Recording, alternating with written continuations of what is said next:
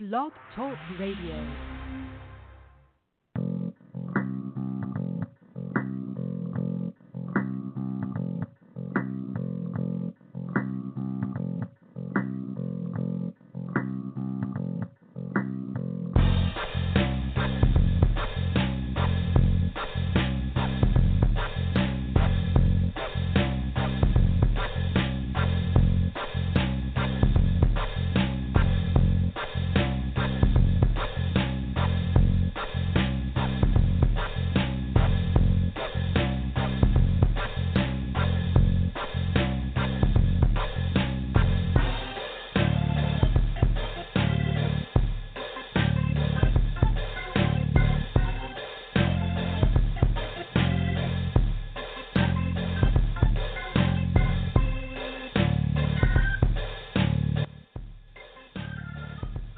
Good evening.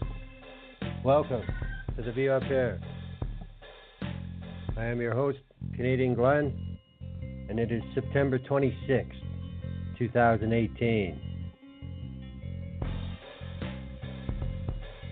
Tonight,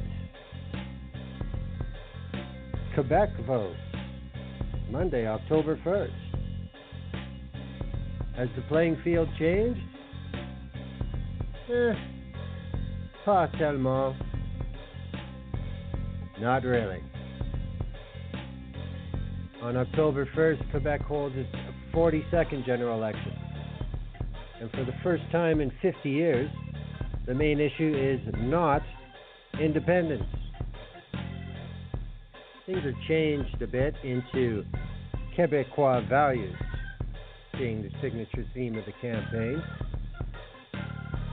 As the stumbles, provocations, and 3 televised debates have passed, what was once a seeming inevitability of a majority Coalition Avenir Quebec victory has become a real horse race with the incumbent Quebec Liberal Party. So what is new in Quebec politics? Immigration. Not just the act of it, the methods, quotas, and the Quebec values of immigrants. This has been a minefield, which is the main reason the CAQ lead is evaporated. Healthcare scores number 1 in all surveys. English, French, young, old, doesn't seem to matter. Healthcare, top of the list. As the population ages, seniors' care raises in importance, and the ideas from the parties are fairly different on how to arrive at what they say is the common goal: legal marijuana. The discussion of making the legal age to purchase or possess it in Quebec being set at 21, older than the legal age for alcohol, has opened a whole new discussion with voices not usually drawn into elections. And again, ask the CAQ where that lead went. They're the ones proposing making marijuana 21, alcohol 18 in Quebec. A new dominant sovereign leftist party, Quebec Solidaire, is on the heels of the Parti Québécois for the title of progressive indépendantiste. QS has broken free from their old label of being nothing but a party of Montreal tree huggers in a big way this campaign. And demographics. For the first time ever, millennials have as much voting power as boomers in Quebec. Will they show up to vote? Anglophones are approximately 10% of the electorate, and there was finally an English leaders' debate. The percentage of Anglophones continues to drop, and now they have an English debate. Just goes to show you that Quebec independence is not front and center anymore. But the winner of that seems to be Quebec. Language, generational division, the social safety net, values. Always issues in Quebec, but a little different this time. Is this political evolution? Well, let's not get carried away. The View Up Here welcomes back Polly Tix for her 5th guest appearance to discuss Quebec politics today and where this road is heading. This interview was recorded yesterday, so we're fairly current, but as we say quite a few times in the interview, the vote is still moving around. The polls are changing just about every time they come out.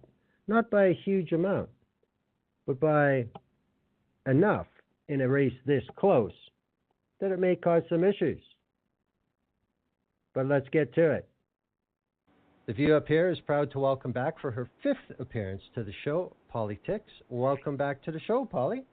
Thank you. It's great to be back. Hard to believe it's been the 5th time, but, we have such a good time together, and I can't complain. That's frequent. Guests kind of forget how many times they've been on this silly little show, but I've got 4 different picture folders that say Polly 1 through 4, so this must be the 5th time. Well, it's great to be back talking politics again. Right on. It's good to have you. October 1st approaches fast. Quebec goes to the polls with their mandated 125 seats in the National Assembly. Quebec is definitely unlike any other province as far as elections go, and this is no exception. What do you see going on? Is anything different this time, or is it just a new bow on the same old package? Well, it's interesting watching the ups and downs, but I think on the whole, Quebecers are complacent. They're tired. They want to be mad at the Quebec Liberals, but when they're looking around, they're saying, okay, slow and steady as she goes. We weren't happy, so maybe we're going to stick with these guys unless we can get inspired by the other parties. Party Quebecois isn't the same challenger they were, when they were under Mawa. And I still think it was a huge mistake for them to get rid of Mawa, but, Pierre Carpelado had its hand in destroying that part of the party. But on the other hand, too, you don't have separatism as the huge issue. It's still there, but the people pushing for that are older. There's not a lot of young separatists, and now it seems to be migrating to the fringes with the racism crowd. And so, of course, that's given rise to the CAQ, where it's a more center-right type of voice, but with Legault as a former PQer, is he going to sneak that back in? And I think that still plays on people's minds, where the Quebec Liberals are just trying not to annoy anybody. Keep the votes they have, sneak about the 5% more they need to bring in a win. So, yeah, I don't know. It's been kind of uninspiring. Well, I was curious about that because basically this is the first time in 50 years that there's a chance that the government will not be Liberal or Parti Québécois. So that changes the dynamic. Also, I was curious what you thought about the issue of the PQ still paying for what Marois tried with the Charter of Values. Well, and that was such a clumsy rollout to... I don't know what that was. I don't know if she was piggybacking on the Conservatives, Burqa ban and crap like that. But it was a big misstep. And I think that they were counting on their old white separatists to want to keep things old and white. They didn't realize, the influx of youth into the province. Yes. And also the changing of ideals, because a lot of people who are in Quebec, and you have your pockets. Lemert wouldn't be doing as popular as they are there in some corners if that sentiment wasn't around. But on the whole, Quebecers are seeing Muslim people behind the counter, serving them, nurses, care aides, and so they're not seeing that big threat of people. For Quebec, it's always been about the language. If you're speaking French, I don't think they're really concerned about the color of your skin. They want more French speakers here. So it so complicated. I don't think you can generalize that. But yeah, the PQ, but the other problem with the Parti Québécois is demographics. And those old 70s separatists who were 40 and 35 and all hyped up are a lot older now.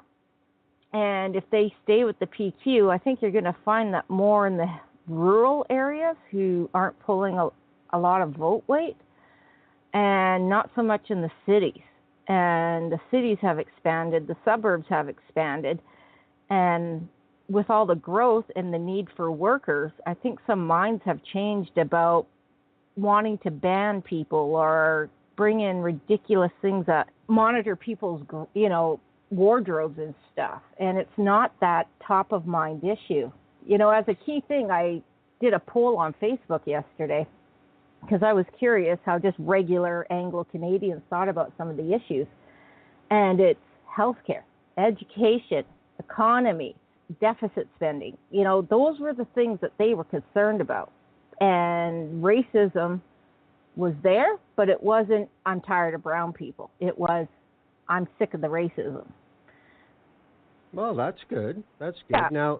Now, when you describe that shift in demographic, which inherently brings a shift in attitude to a certain degree, do you think this is part of the reason that Quebec Solidaire has been able to grow so much during this campaign? Because they're generally considered to be the same progressive part of the spectrum as the Parti Québécois, but they are much more leftist in everything else than the PQ is today. Is the PQ just singing to a choir that's shrinking and they don't really realize it? Well, PQ latest, I'm watching the poll tracker here, is up to 20%. So they're up 0.6, but so is Quebec Solidaire. Yeah. And so the interesting side of that is Quebec Solidaire seems to really be pimped out by the NDP. So this seems to be the NDP trying to have a provincial party. And it works for a bit, but I don't think people are sold on it. I think people want to get to know them. And with the Quebec Solidaire, what I'm finding is there's a lot of confusion with their two co-leaders. Like, when they're if on the off chance they get elected, who's in charge? Are they going to pass the buck from co-leader to co-leader? And I haven't even heard of the other one. Mass seems to be the one that's appealing. Well, what's wrong with the other co-leader?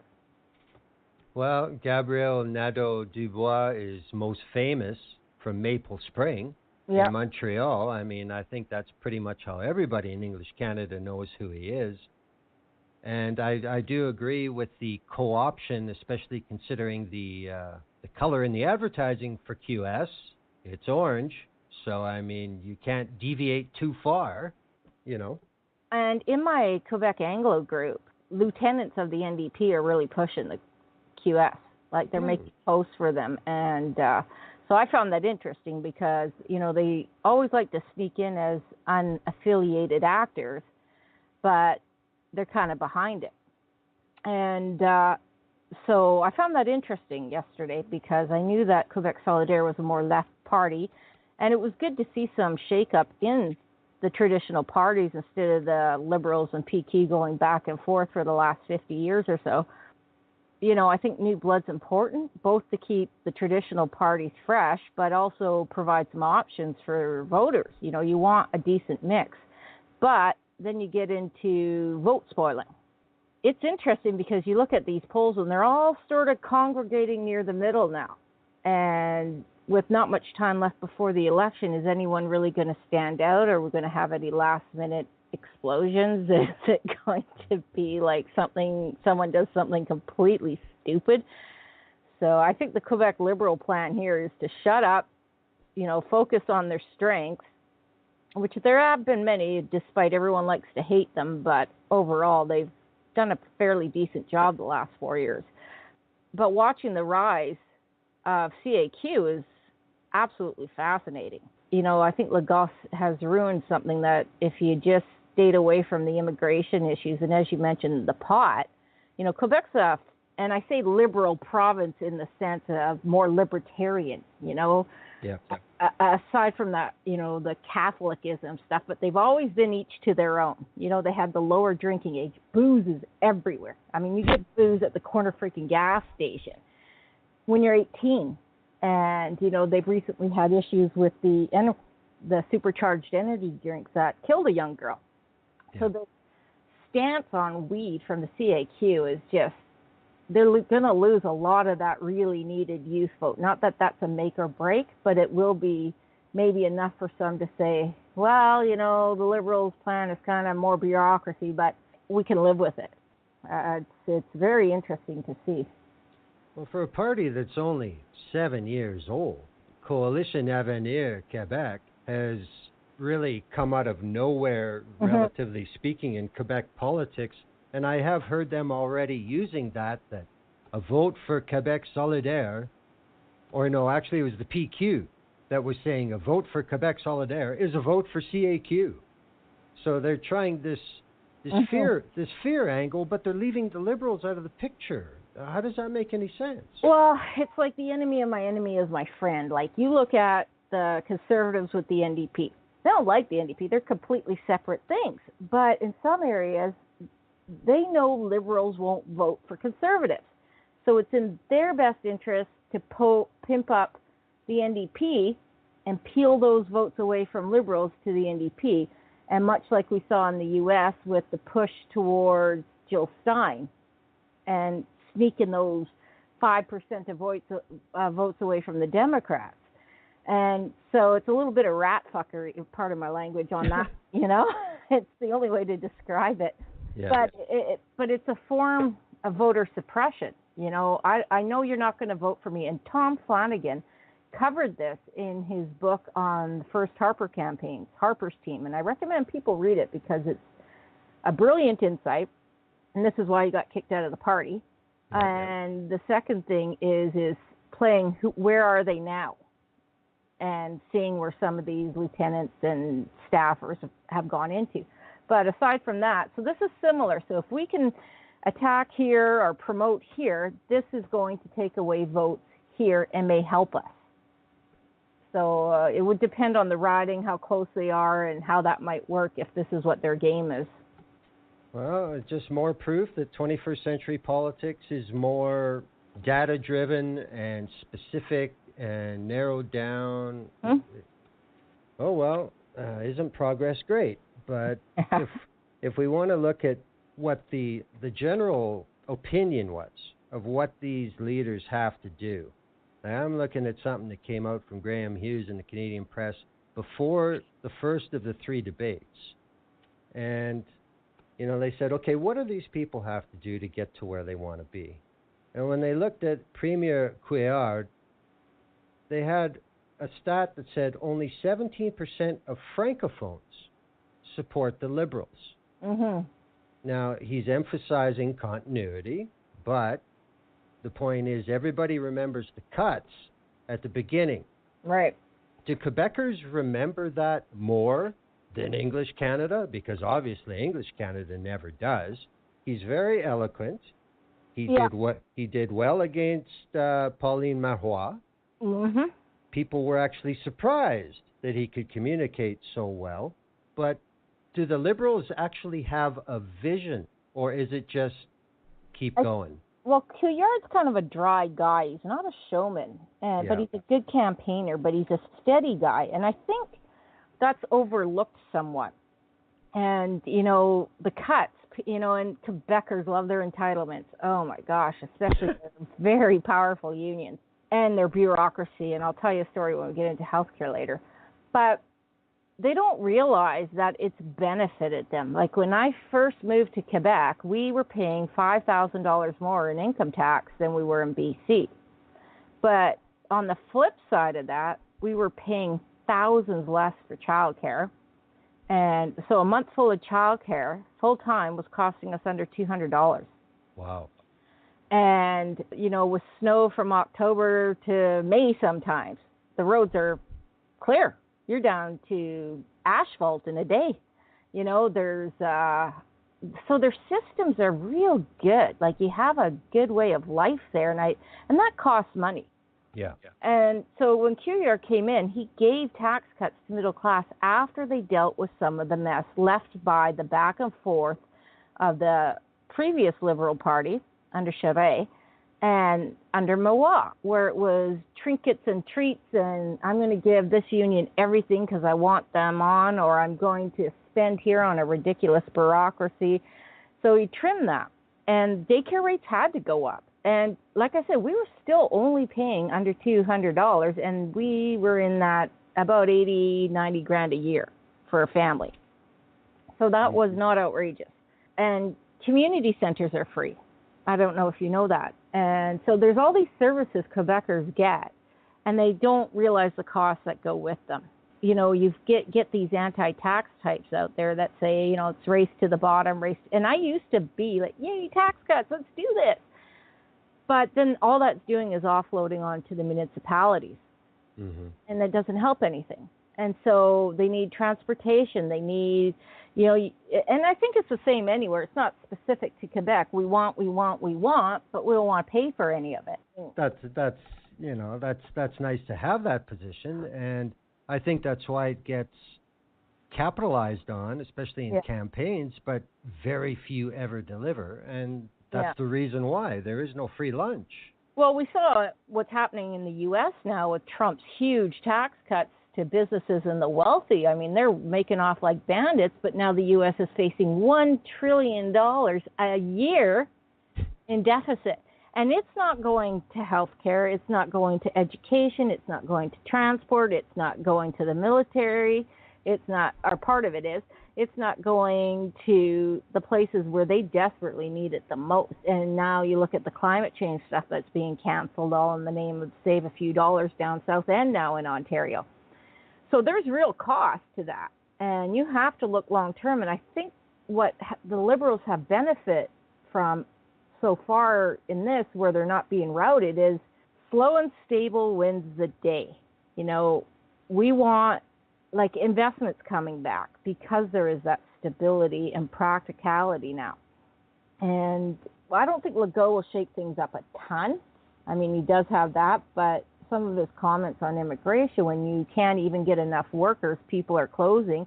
Some of these businesses are going right to these refugee camps they've set up for the irregular crossers and hiring them on the spot as soon as they have a work permit because they are so desperate for workers. That's the key thing in their economy. That will make a big difference. So you need to have a practical immigration platform to understand the realities of where we are in our economy. Well, this is the thing that I find really confusing about the CAQ and Legault, because previously he was a minister in a Parti Quebecois government. He made his fortune running Air Transat. Which is a great airline, by the way. You know, so I mean, you think this guy understands business and what business needs, but yet he's the one that's taking this position with the numbers I saw were something like 86,000 jobs are unfilled in Quebec currently, and he wants to impose French values tests. He wants to have hard deadlines on when people have to measure up or they will be banished from Quebec. How can he expect to carry the business community with this sort of... Yeah, and how does that apply to Anglo-Canadians moving there for the work of their spouse, as was my case? Like, I had basic French, and, you know, I was very grateful to the shopkeepers and the pharmacists and people who helped me when I was struggling to speak. And quite a few of the younger ones speak English, so that was a real relief. And it didn't hinder me from learning French. It encouraged me to learn French. But after 3 years, I still wasn't fluent. Would I get kicked out while my military spouse stays, who's a Quebecer? Or am I white and that's okay? We'll overlook that, but that brown person has to go? So you know, it can go into an ugly scene very quickly. It was not a well thought out, and as you say, economically, you know, if you want tech companies coming into Montreal and their employees are going to be threatened with removal because they're not learning French enough, that's ridiculous.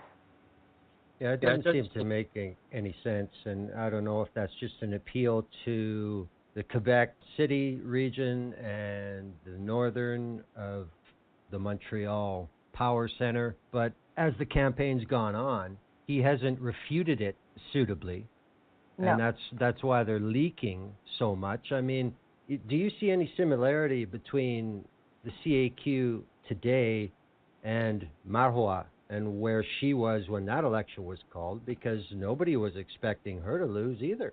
Well, politics or campaigns are funny animals. They can go vastly in many directions. No one entirely expected the Liberals to win in the last federals. The NDP and, Mulcair was incredibly cocky and arrogant. Like, he just assumed it was going to be a walk. And you saw them with we only need 11 ridings, right? No, you're battling 338 ridings and things have changed. So that enabled the Liberals to stay calm, focus on their polling and their outreach without buying into the histrionics. The CPC saw the danger of what was coming, and that's why you saw the last-minute Quebec contract for Davy to save Blaney's seat.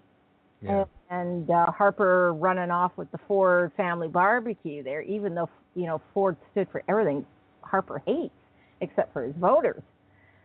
And, because Harper was a very disciplined man, and Rob is a very undisciplined man, and that's just something that, Harper can't abide.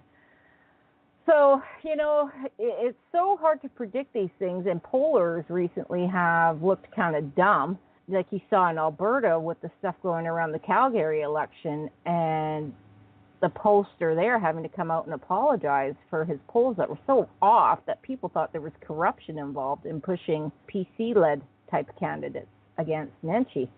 So to say that, so-and-so is going to have a clear road, you really don't know. Will you show up? If the youth doesn't show up, Liberals could be hurt, CAQ could be hurt, because some of the younger ones do like them. Quebec Solidaire, where's all their force coming from? Will PQs manage to get their base out? Who stays home and who shows up will be the biggest factor here. And for the CAQ and the Liberals, they need to get out their votes. They need to make sure they have a cushion so that Solidaire and PQs aren't stealing from that and giving the other party a win. I predict a Quebec Liberal minority. Well, at this point, I would say, that's a pretty safe bet. But now when we look at the Parti Québécois, Jean-Francois Lisée, people are saying that he's a technocrat. He's very intellectual. Mm-hmm. Isn't that a complete change from every other PQ leader that has gotten anywhere? Yeah. Well, Lisée has bounced around a bit, hasn't he? Well, a little bit. But for the first time in my lifetime, my voting lifetime that I can remember, the PQ seems to be in a box this time, simply because independence is not a front burner issue. No. So are they truly, after all these years, a one-trick pony party? I think they are. Wow. I think that was their only draw. And as we talk about demographics and Quebec's place in Canada, Quebec's doing well. Right now, their economy is on fire, the hottest it's been in 20 years. Unemployment's at an all-time low. Just 4 or 5 years ago under PQs, it was fleeing. It was the instability, the threat of another referendum. People didn't want to come here, and now you have 4 balanced budgets, surpluses happening now. The debt getting paid down a bit. They were investing in tech and education, and there are more educated Quebecers today than there ever has been. And with that knowledge comes a more practicality. You're not so beholden to slogans and nationalism and stuff like that. So, yeah, I think they need to, they've pretty much themselves said, okay, no referendum. We're not bringing a referendum around. That doesn't mean they won't wait for a day till that changes and they think the stars are aligned. So how much trust you want to put into that? But, their economic policies are They want to prevent corporate headquarters from leaving the province. They want to impose a 25% Quebec content on infrastructure projects. So why would you need to do that when the economy's so hot and everybody's benefiting right now? I would also say that, when you look at some of the international trade deals like CETA, you can't do that. No. On public works projects. You just can't do that anymore. And I find that to be very dishonest. We saw it in Ontario. Mm-hmm. We're gonna hear about it in Alberta. Now it's in Quebec. They're talking out of jurisdiction, and it's telling a lie, and they're not, letting on to it. It seems very screwy to me. Now, as far as we want to talk about anything about Quebec Solidaire, by consensus, they seem to have the most up-to-date methods of campaigning. Mm-hmm. They seem to be more detached from any of the other parties on taking stances on certain things. They have said minimum wage $15. They have been very different on the immigration issue from everybody else. They have been known in the past as nothing but a Montreal tree hugger party, but polling says that's no longer the case. Will that show up on election day? Will they actually make an inroad? Well, and that's interesting because when I'm looking at their platform on immigration, they have some common sense rules, right? Resource centers for immigrants to help them with jobs and French lessons and streamlining foreign credentials, $210 million in extra funding for education. But they want to apply the Charte de la langue française to businesses with more than 20 employees. Well, when you've got a slaughterhouse that's got 50 employees who are new immigrants, yeah. Could that hurt them? But they have some common sense stuff. But what's going to lose them is they want to reduce how much doctors are paid. They want family medicine groups to register as nonprofits in order to receive public funds. How much will that cost, too? On education, it's just basically free education for everyone. Well, most of it's just free, right? Like in between preschool to your CEGEPs, you're not paying for that. And the CEGEP prices are so low, and tuition as it is in the province of Quebec, that it's kind of a non-issue. Tuition is not unaffordable in Quebec when you compare them to other provinces. Like it's like $2,000 to go to McGill for a year as compared to $5,000 or $6,000 at UVic. I don't know, like they're not inspiring. Their good messages aren't getting out. How easy is it for the other three parties to point a finger at them when QS says they want to raise $13 billion more a year through taxation on corporations and the top bracket? How much does that hurt? Well, I think it's a pretty high value they want to achieve there. I think that would hurt them. You can say, we're going to increase taxes on corporations to relieve taxes on middle class and employees. And that gets a lot of play in the middle class. But then you get your moneyed families here in Quebec who reach very far into their communities and have a lot of polls saying, yeah, no, that's not happening. And they're going to tell people they know, go back to the Liberals. Whether people do that, we'll see, right? So again, it would depend on the youth vote. The youth would like that. People are tired of income inequality and these huge companies making so much money, but you're not going to get your big HQs here if they're going to be taxed to death. So, well, I mean, it could go either way. Like I said, it depends on who shows up at the polls. Well, I remember back when René Lévesque first got in and Imperial Oil moved their headquarters out of Montreal. Mm-hmm. And then a couple banks did. And it was a huge uproar at the time in Quebec, especially in Montreal. But does that have the same impact now that it did 40 years ago? Well, I think it's more top of mind now than it was 40 years ago because we see the split in income inequality and corporations are making more money. Now, with the latest numbers that came out that big corporations are paying less income tax under the federal Liberals' new taxation plan, what was overlooked was a lot of those guys were paying less not because of evasion or the tax rate, but because a lot of the oil money went down with the crash. So if you're not making as much money, you're not paying as much taxes. So those numbers have to really be viewed in a complete picture. But businesses want stability. They don't want to be the beaten. You know, when the federal Liberals raised taxes on the higher incomes over 200,000, they didn't raise them a lot. Yeah. It was a point something percent. It was something they knew that the market could take, and it paid off. And for the first time, and I don't know how long, we saw a decrease in our taxes. And same on the Quebec side, QYard did something similar. So that was great. But what's your plan? Like, it's easy to say we're going to raise $13 billion, but what are the specifics of it? Yes.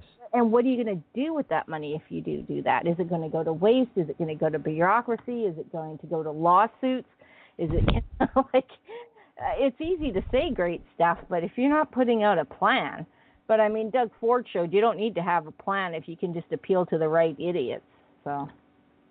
Absolutely. Now, the thing that I've always noticed about the Quebec election is there's a much higher tendency that things that become an issue during the campaign actually change the campaign. That doesn't happen too often in English Canada. And I mean, I'm referring to even the first debate where they did allow questions from the public. It didn't seem to be hyper-scripted, but there was a little bit. And it turns out that across social media, after the first debate, the most popular person on social media was a person who asked a question. And that was Raymond Chagnon, who was the first of 8 citizens who came out. And she asked her question. She received all the talking points and slogans. And once the answers were given, one of the hosts, Patrice Roy, asked Ms. Chagnon if she felt she was now more informed and enlightened. And her answer was, pas tellement. So, not really. Yeah. Well, and that's that apathy that we see. Like, everything's just driven by talking points. And, but when a politician goes off, like when Trudeau says something from the heart, for example, he's just eviscerated by the Ottawa chatterati, Oh, my gosh, look at what he said, or he gave this off-the-cuff joke, everyone's in their teacups over it. Or even if someone says something frank that's truthful, same thing. And so now us as a public have beaten our politicians into this swampy mess of talking points and pablum, and because you go anywhere outside of that, and the media just goes bananas without any nuance. Like, when the perfect example of that is Trudeau with his vets comment. They're asking for more than we can give right now. And no one in the press made a list of the changes that had been brought in. They zero focused on that line in that clip. And it's like, okay, they've put in billions, they've done this and this and this, but here's the line you're focusing on because he happened to speak a truth. And that's where we are, especially in social media, where if you can get a 30-second clip of someone saying something inflammatory, that's going to get spread out, it's going to get played, you're going to get 1 million views, articles, but everything else that goes with that context, that nuance is lost. So I'd love to come down hard on politicians of any party for stepping outside those lines, but we've sort of created that monster ourselves. Absolutely, I agree. If the media in Canada had said, since coming to power, the Liberals have done this, this, this. They've reopened the Veterans Affairs offices. They've done this, they've done that. And now we've hit a line. Yeah. That would be a whole different... Yeah, let's have a full conversation on the pros and the cons, and can they do more? And, is this just a throwaway line? Should he have been more sensitive? Okay, fine. But we're so reactionary, and I myself get guilty of this too, and then I take a step back and it's like, oh, okay, I kind of see the sense in this now. But this is where we are with social media. And it's interesting because as an Anglo in a Quebec province, you miss out a lot on that garbage Quebec talk radio. And it's just absolute insanity. It's like Sun papers on your radio, and it's just nonsense and hyperbole. And, you've listened to sports talk radio. It's the same thing. Yeah. And so French Quebecers are at a loss because they're being fed so much garbage through the radio stations that to have a decent debate or to, they believe the myths being perpetrated to them by these right-wing hosts who are anti-immigrant. Look at P.K. Subban and the ride he got here, which was disgraceful. And look at the Habs now. Ha ha. So, no love lost there for me. I'd like to become a Predators fan, but Brett Wilson has sort of turned me off of that.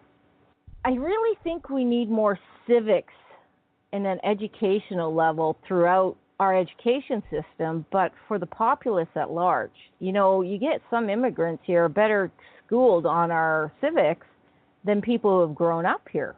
Yeah. And so this makes it easy to get into these social media clips, these anger, these Ontario proud memes, because it's the same kind of people who believe that stuff. They're closed-minded. They're in their own little world. They're too busy to read up and get facts and policies.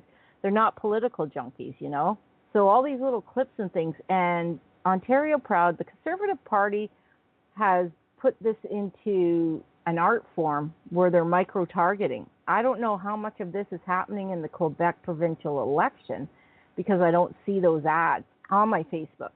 But I'm sure whoever is being supported by Conservatives is getting some help with that. And Quebecers in the Anglo community, to get back to my original point, have that filter. We're not getting a lot of that outside noise, but that also leads to, are we being overlooked? The thoughts on the Quebec, like we're going to talk about the Anglo debate, were pretty meh.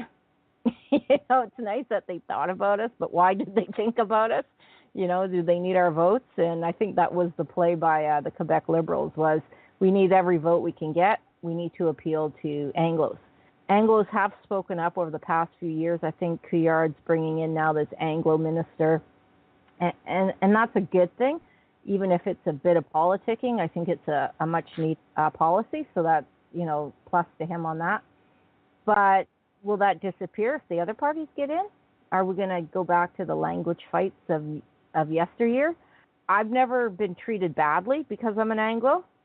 Some of the older ones, when you get into Trois-Rivières or rural ones, you might get that look when they hear you speaking English. But for the most part, everyone was welcoming. I get people saying, oh, my kid is in English school. Can you speak to her? So this Anglo divide, I think, gets overplayed because it's not as deep as some say. I think maybe in Montreal they get some problems in some areas where it's a little more heightened. But I'll be very, very interested to see where these Anglos go with their vote. Yeah, I believe what you're talking about was the Secretariat of Anglophone Affairs. Yeah. Which Couillard has put in. In the English debate, all four leaders agreed to keep it. So nobody wanted to step on that landmine. That's good. That is good to hear. The other thing, though, the comment from the first debate from Ms. Chagnon with the Pas Tellement, that was her question, was about healthcare conditions in long-term care for seniors and for caregivers at home. This is becoming a bigger and bigger issue all the time. Those demographics we talk about again, it's an aging society, and it's not just Quebec facing that. But Quebec is bringing it up. That's the difference. That's the thing I like about Quebec politics. The people will bring up what they want to talk about. And when they get talking points, the people will say, sorry, I've seen your ads in the paper. Here's my question again. And obviously that was the result of the Pas Tellement, but there are different solutions from the parties on what to do about this. Is there any benefit or detriment that you can see for what they're doing? Because healthcare is an issue like everywhere else. This is one of the issues of the campaign there, is it not?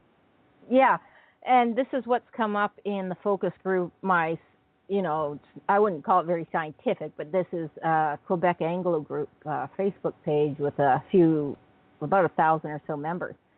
And so healthcare was the top of mind. Now, I just went through a lot of extensive health issues in Quebec. And the first part was frustrating to deal with, and the bureaucracy is mind-numbing. Like, I had to go for a bunch of tests, and each different hospital, you have to get your own hospital card. Like, you know how you get a bracelet when you go in? So I have a medical card, but they're not all synced up to all the hospitals. So CHUL, so I had to go to CHUL for some tests, University Laval Hospital, which is a pretty great, I'll say this. The care I received once I got in the system was very good. And I'm much, much better today for it. So, no knocks there on the staff and the people. But having to go, so I had to go to a blood test somewhere. I had to get a new health card. They even wanted to know my real dad's name that I've never had any contact with in, I won't say my age, but let's just say I was a baby.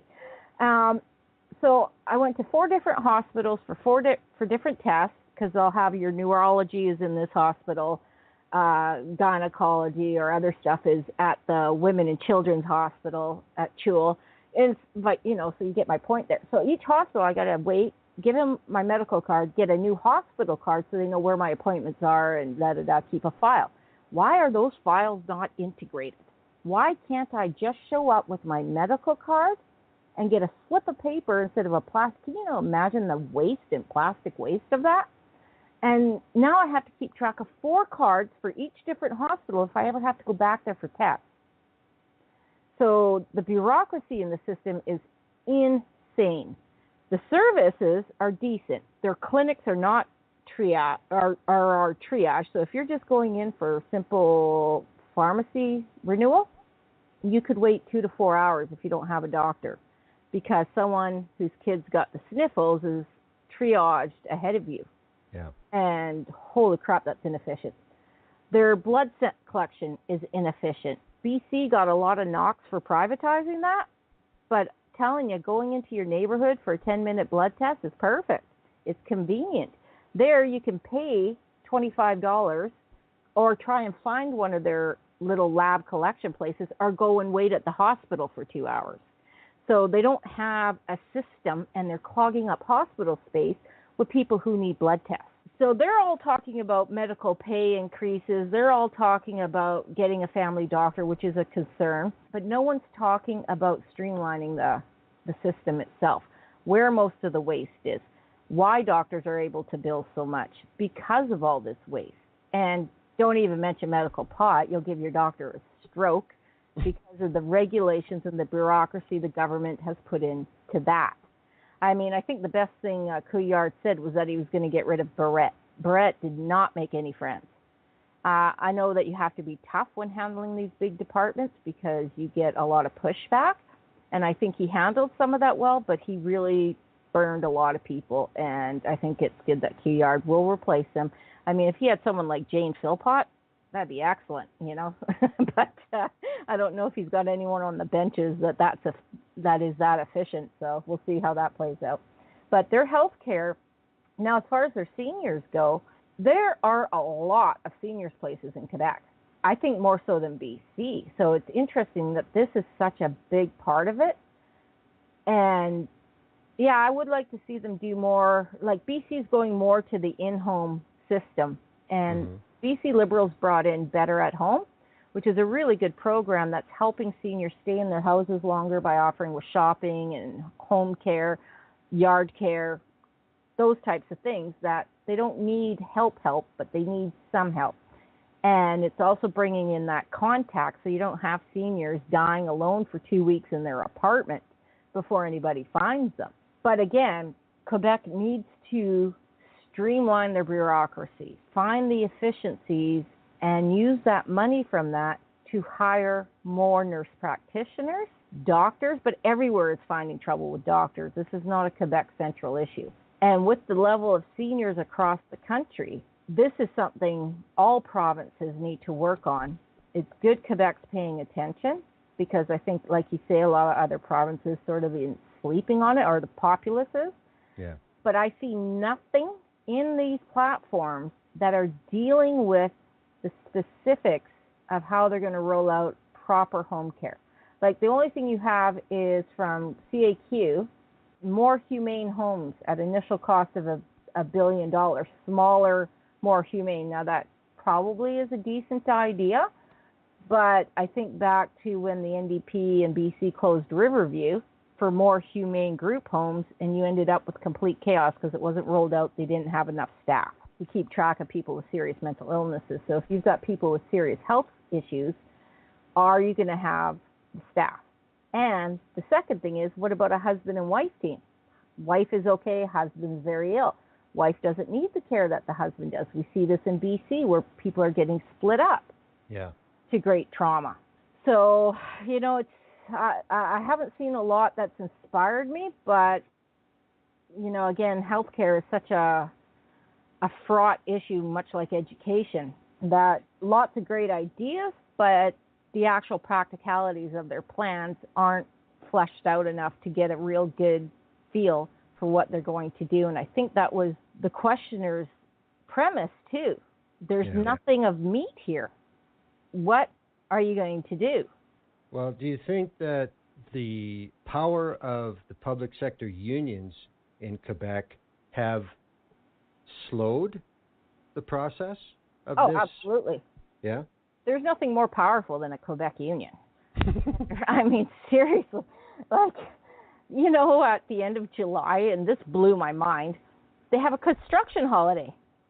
For 2 weeks, all construction stops. Amongst most of these groups, and there might be some private ones that don't, but they're rare. But not only do construction stop for 2 weeks, so you get all this crap all over the road that's not finished because everybody's on holidays, but a lot of professionals do too. Oh, sorry, we can't book you in for an appointment because we're closed for 2 offices to the working holiday. What the fuck? And they want to, one of the parties wants to expand that to a month. And this affected me because I'm in a private business. I work for myself, and I tried to get a hold of a supplier. I had a rush order, and they're like, oh, we can't do it. We're going to be closed for 2 weeks. Are you kidding me? This is right. You know, school's starting in a few months. These teams are starting. We need to get this stuff going. And so I ended up having to use a supplier outside of the province to get it into the province on time. And so, they're pretty powerful. They'll hold up whatever on any, you look at the crane strike there that was happening not too long ago. And you look at the Charbonneau Commission and what happened in the investigations there with the money and power with some of these unions, especially ones that were connected to mafia types. You know, I don't know if the unions hold as much power as they once did, but they're still very powerful, and anything that needs to be changed on, this is why I think everyone's going after the doctors and pay cuts, because you sure as hell don't want to give a nurse a pay cut. Yeah, that does seem to be a real difference between a place like Quebec and, say, a place like Alberta, where it's the absolute opposite. Everything's privatized, basically, yeah. Well, it's not just that, but when the United Nurses of Alberta go into bargaining, right away you hear 0 increase, screw them. But when the College of Physicians and Surgeons have a bitch, give them whatever they want. Yeah.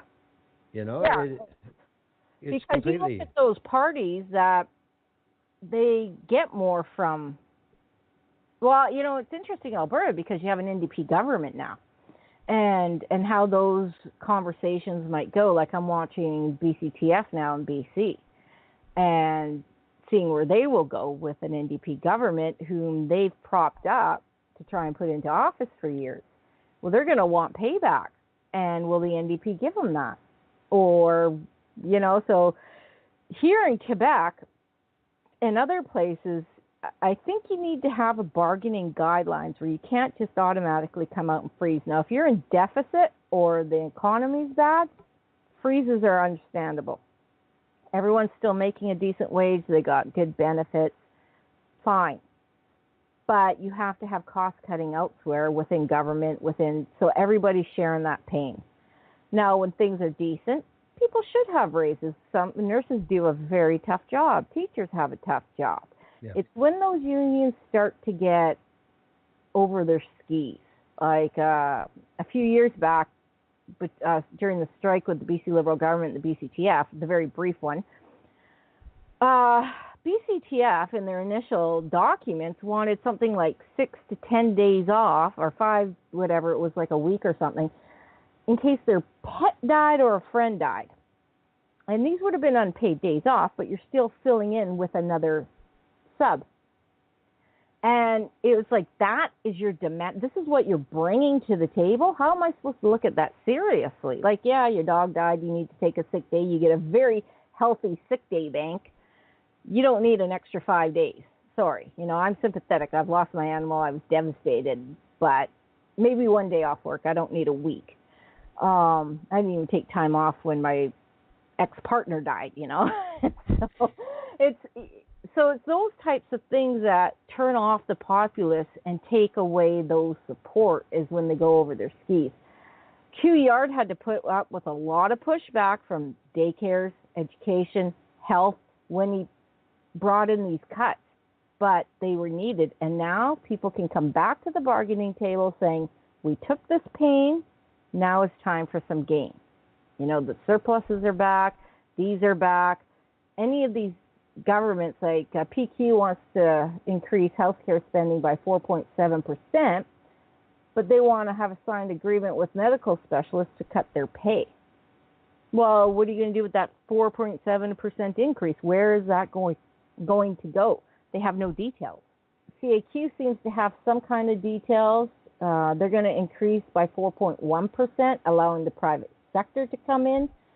I mean, the CAQ seems more of a conservative, don't want to be separatist, but share a lot of those types of ideas as far as the private sector goes. And I'm okay in some cases.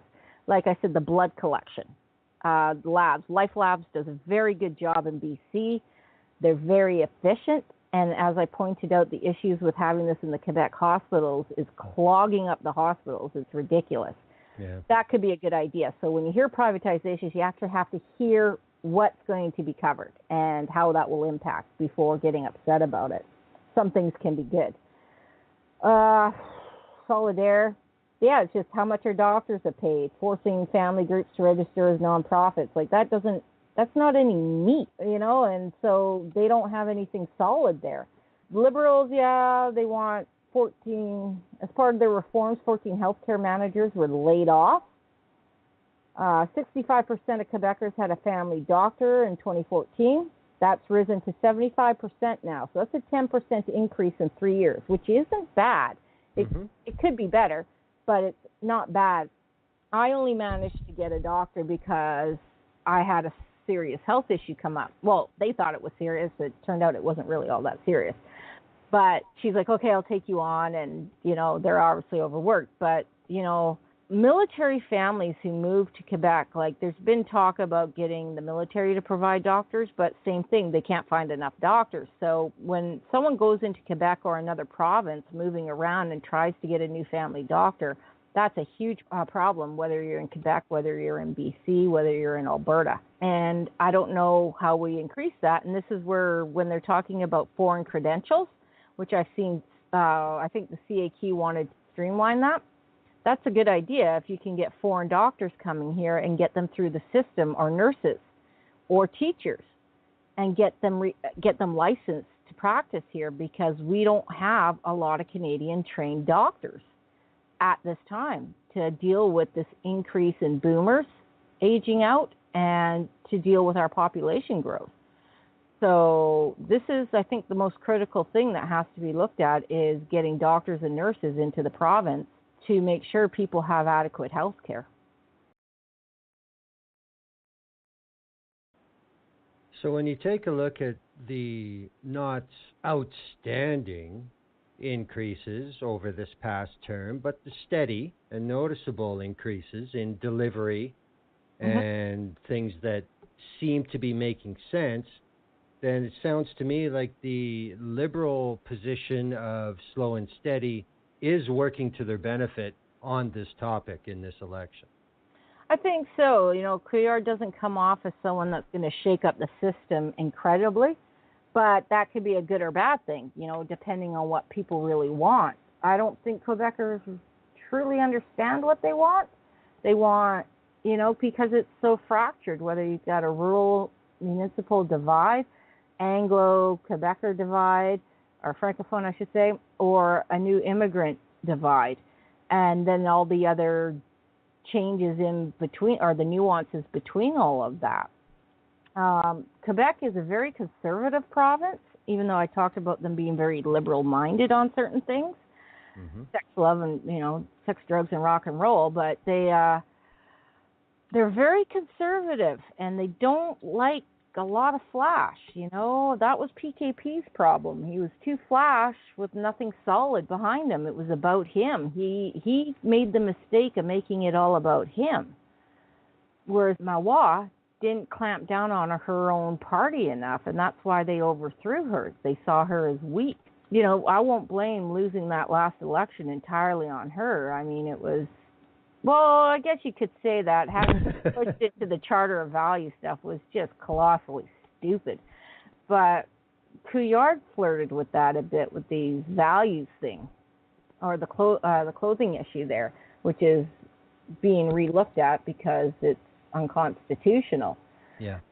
But, I don't know. And then you've got the rise of La Meute and these other racist groups that seem to be growing here in Quebec.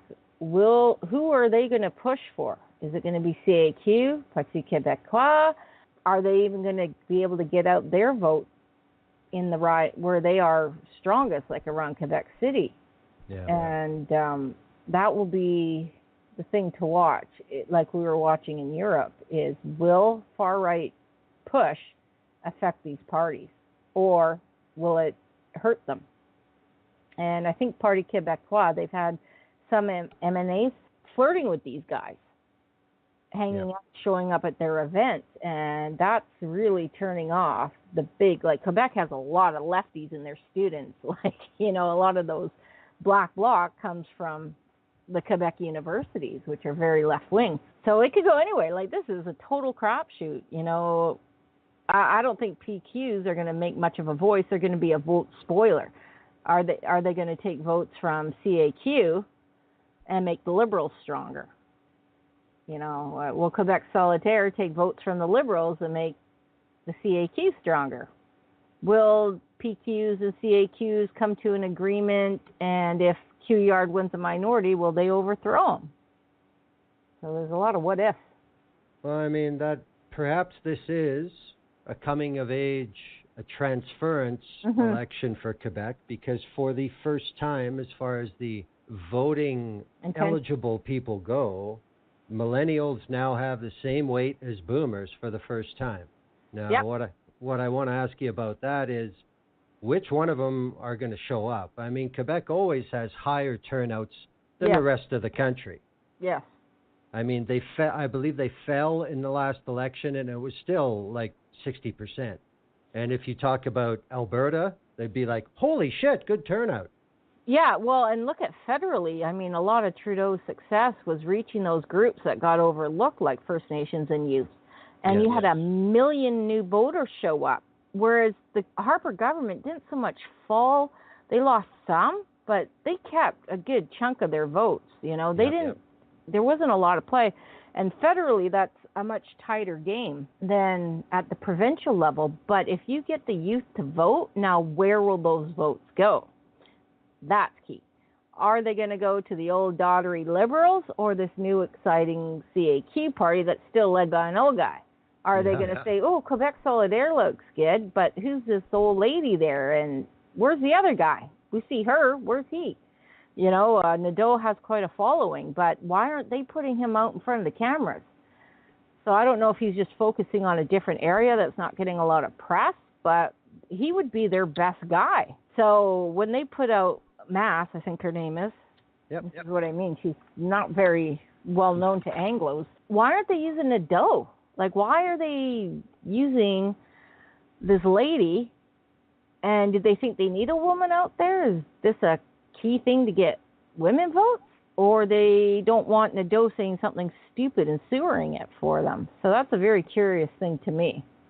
Well, anything that I've read about it with any sort of analysis on that, I mean, Manon Massé is known as a on-the-ground organizer, leader, and from what I've seen in the debates, not so much in English because, she is probably the least proficient in English out of the four, but she definitely held her own. But she has handled herself very well in the debates. She's injected all the humor that there's been, and she has demonstrated on camera a lot more natural, average person mannerisms and body language. And I think that's why she is the media spokesperson. Now, Gabriel has been, as far as I can tell, everywhere there is to be within 50 kilometers of Montreal. Yeah. And I think which makes sense when you think about it, because Montreal was the only place they had any power to form and to get their members they have now. So maybe they are going about it the right way. It's just confusing because it's different. Well, yeah, and I'm okay for being different, but what happens are we going to have co-premiers if they win? How's that going to work, Are deputy premiers, Nadeau going to take a back seat? Will he want to? Will he overthrow her when he doesn't like what's going on, or vice versa?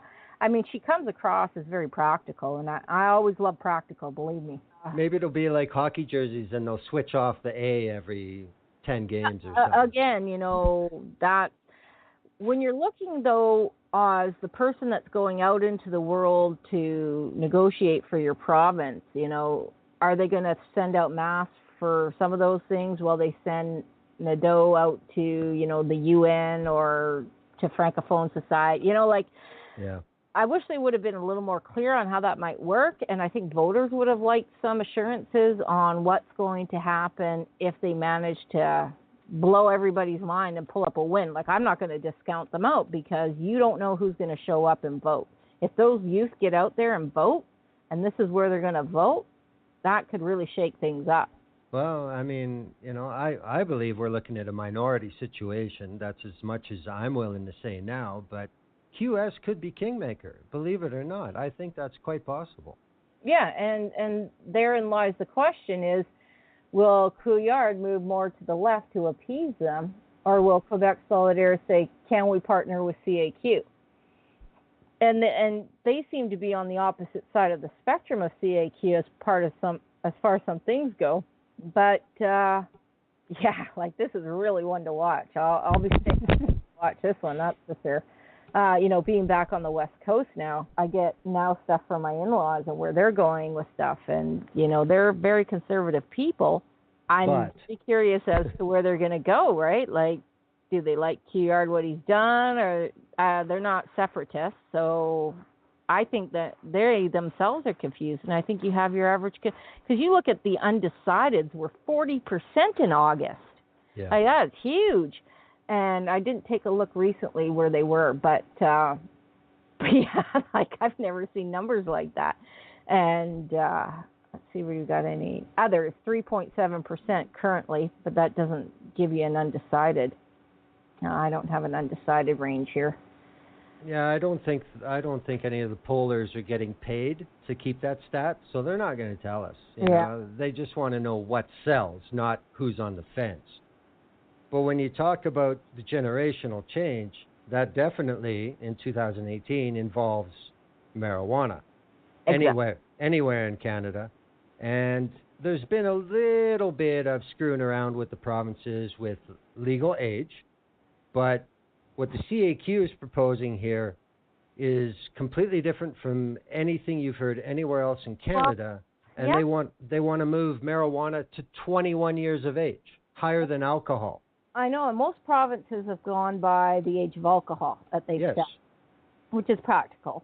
And as someone interested in that, the marijuana file, because I went through the medical marijuana system, this is the problems with the Quebec. I was lucky to get it by mail through my dispensary. And so, because you can't find it there. And I'm surprised they don't have a higher opioid issue. Because even trying to get Tylenol 3s, what a nightmare. Holy crap. Everybody's a junkie to the doctors. And there's very old mindset as far as medicinal weed goes. But on the recreation side, they it's so backwards from the CAQ to have them going that way and saying, we're the libertarians in the province, for crying out loud. Yeah. And I've traveled a lot to Holland and to other places, and seeing how these systems go. And Holland's kind of a gray area, but the fact that there's no lounges allowed, and everyone wants to send it through their liquor boards, which are most people hate the liquor boards as it is. Where are you getting that balance of private and public? Like, I think BC finally relaxed a bit, will allow some private ones, but everyone's got to go through the LCB anyways. Yep. And in Quebec, all the parties are sort of flirting around with something different.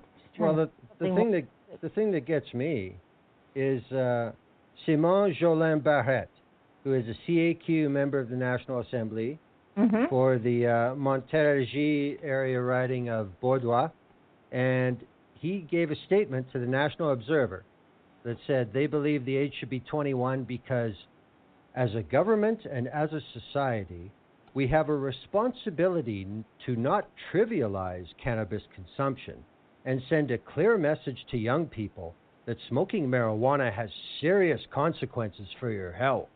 Like, what is this reefer madness bullshit? Oh, and it's everywhere. It drives me insane, especially from some in media who should know better. But I'll give a special shout out to Krishna at Vice, who's done some really excellent reporting. And there's a fellow with the Vancouver Sun too, and his name escapes me right now, who's done some pretty practical, Mike Hagan, I think it is, who's done some practical posts on it. But I'm just like, where are these people from? It's like they think nobody is smoking pot now except gangsters. And I say this in BC when the police chiefs start rising up talking about, how are we going to test? Or the Canadian Association of Police Chiefs, oh no. It's like, dudes, people who are smoking weed are already smoking it. Anybody who wants to try it has already tried it.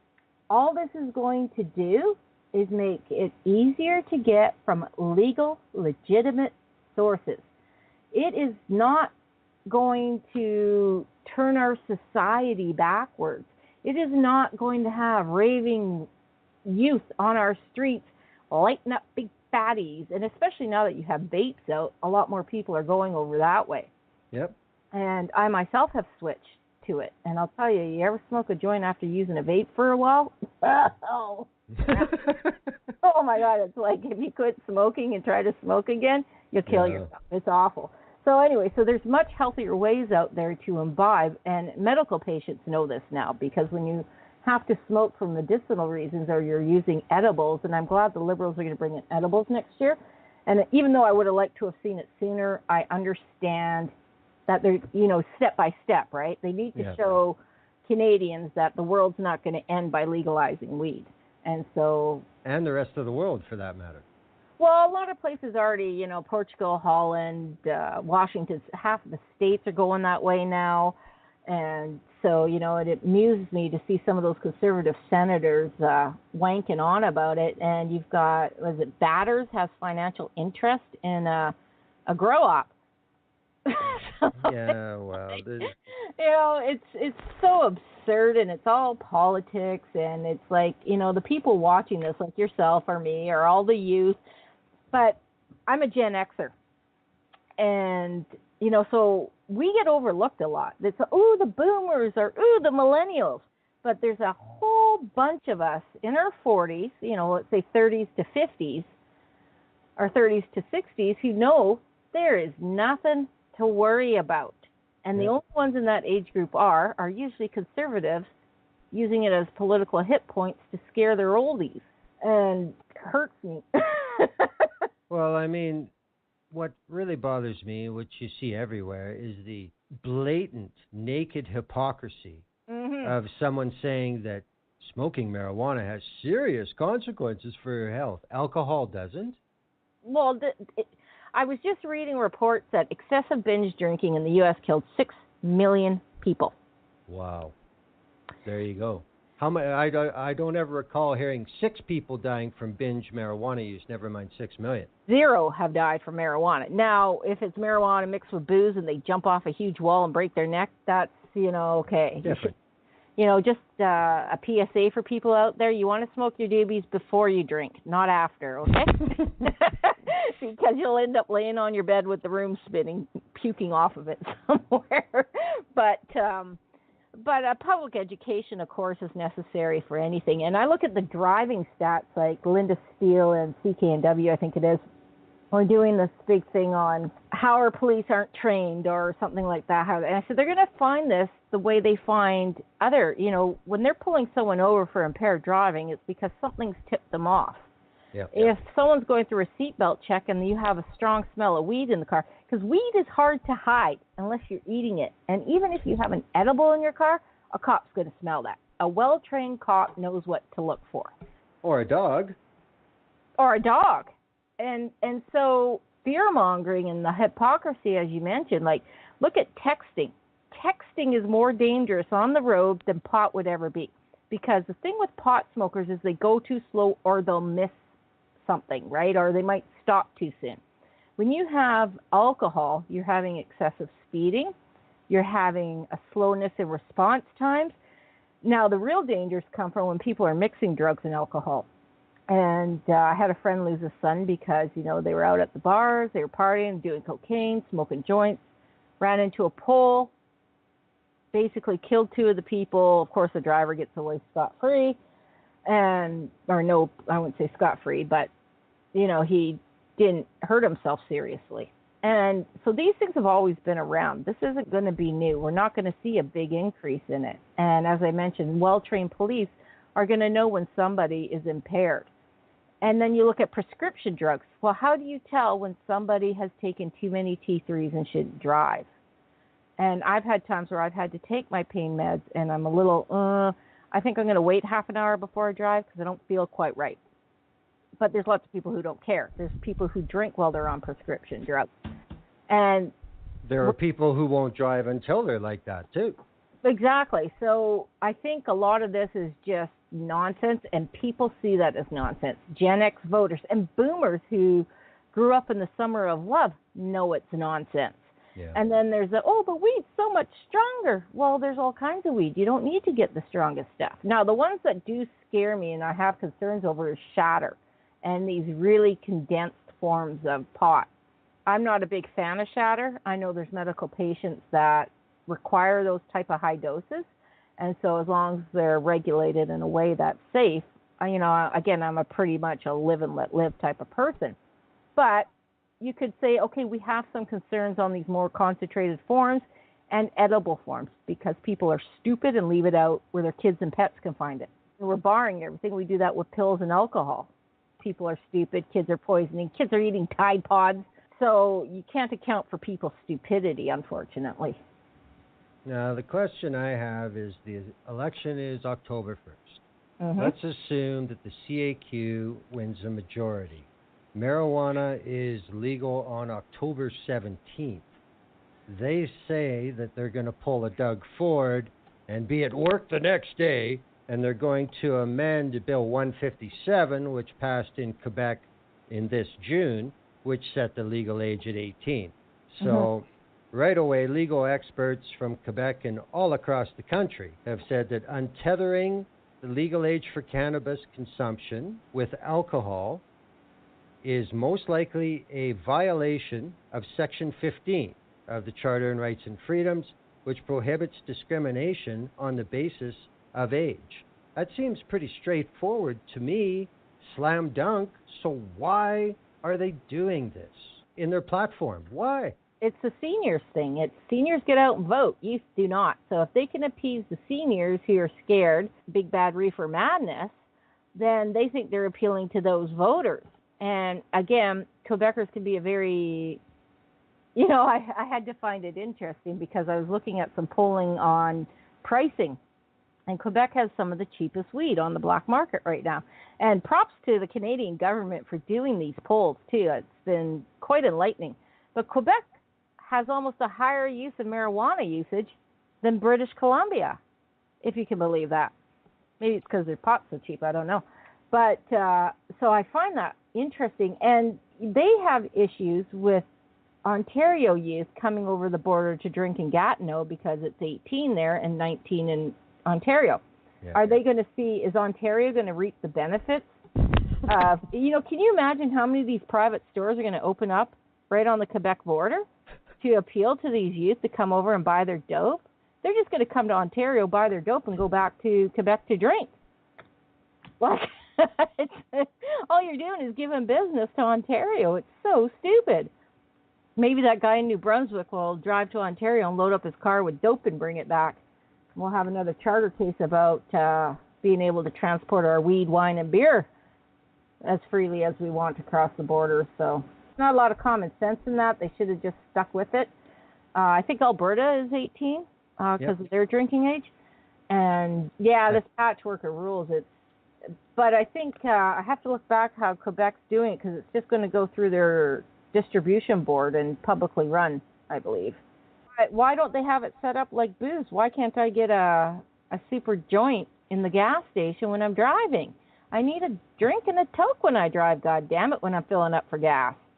Sorry, I'm being delicious there. The Barreau du Québec, which is the Quebec Bar, in their brief for the drafting of Bill 157, which the Liberals did get made into law, said that setting a minimum consumption age of above 18 would be susceptible to a challenge on the basis of age discrimination. This is something that a responsible press should be all over as absolutely bogus campaigning. There's no way you can practically ever deliver on this. Why is it even being talked about? But I guess that's asking too much. I don't understand the CAQ's premise on that. Quebec is like 150 grams of dried cannabis you can have. It's smoked same places as tobacco. Zero tolerance for drivers, which I'm okay about. We know the saliva testing's messed up, so we'll see. I think they have the lowest pricing for it, a suggested price of 7, where BC looks like it'll be closer to 10, that's just going to help the black market personally. They're not growing their own. But I think the Liberals have moved forward practically on this. It's not as great as I probably would like to see it, but it's a good start. They're going to have it available in stores. They're going to have it available. They have reasonable limits. They have reasonable type of rules as far as the Quebec Liberals go. CAQ may have hurt themselves on the youth vote with that. Or Quebec, what did Quebec Solidaire do? I have to see that again. Are they the ones doing 21 or is that CAQ? That's CAQ. No, that's CAQ. So, Legault's, he was starting out good, but the immigration, I think this pot thing are going to hurt him because it sounds, I think that goes back to what we were talking about. Who's he appealing to? Yeah. Well, this is appealing to those older, scared white voters. Well, the last thing I want to say about this is Kirk Tausaw is a cannabis lawyer based in BC, and this is something that should be being said everywhere. He said, can you imagine being an elected representative in a province and thinking that one of the most important things that you need to do in your first 3 weeks in office is raise the age at which adults can possess cannabis and criminalize a whole generation of 18, 19, and 20-year-olds? Well, and I like Kirk a lot. He's a very practical guy, even if some of his clients aren't quite as practical. I have no time of day for the Emerys. But Kirk understands that the slow and steady, I know he wants, the driving issue and prohibition stuff on that has concerned him. And I can't say I don't share his concerns, but I also understand what governments are doing as they take the slow and steady approach here. Yeah. But, no, he's a great voice, and I really, really encourage your listeners to look up his writings and what he says about it, because he's a good voice for the pot lobby, I guess you could call it, the weed lobby. There's a few stars out there that have taken a very practical approach to this. So, like I said, Vice has done some pretty decent stuff, and so they're good places to go look. And like I said, Mike Hager, I think his name is at the Vancouver Sun, has done some good writings on that too, if people want to get more information that aren't, the CBC has completely dropped the ball on this file. Anything they write has been hysterics. Yep. And then these studies, if you see any studies about weed, dig into the studies, because most of them are coming from the mental health area, which are funded by antipsychotics, pill pushers. So not that those voices shouldn't be listened to as far as the schizophrenia concerns, but as they're seeing the correlation between weed and schizophrenia is a lot of youth males are self-medicating. And I have seen, I have a good friend with a son who had pot-induced schizophrenic episodes. So it's rare. It can happen, but it's very rare. If you look at diabetes and fast food, you're more apt to die of diabetes from fast food than you will smoking weed. So persistence is important. And I'm glad, I'm excited for legalization too. There's going to be some bumps. I mean, it's going to be a new era. Well, one factor that definitely has eroded the lead the CAQ had is their stance on immigration. And interestingly enough, where a lot of it really hit the public was in a first for a Quebec provincial campaign, a debate in English. Now, that's really weird that immigration was highlighted on the first ever English debate, but there is implication for Anglophones in Quebec with what the CAQ is proposing. It's not the target, but it could happen to them too. Well, this is what I pointed out with saying, and I think the military families that come in, are they going to be affected? But I think this just puts a spotlight on it the CAQ didn't think about. It's like, oh shit, we can't just focus this on quote unquote them. Yeah. This can hit the Anglos too. Oops. Now, what they're saying is what they want to do is have a time limit put on immigrants that come into Quebec. And after, I believe it's 3 years, they will have to pass a French values test. And they will have to prove proficiency in French. And as you pointed out, with the kill floor, the slaughterhouse scenario, that's exactly what the food processing plants are like in Alberta. They're full of Somalians and Ethiopians. They can barely speak English. So most of them can speak French better than they can speak English when they get here. So these people aren't supposed to try and support their families when they get here, get jobs, get off the government assistance, because that's really what they want to do. But, I have to stop and learn French and do this. And what, for a stamp on a card? They're not getting paid anything to do it.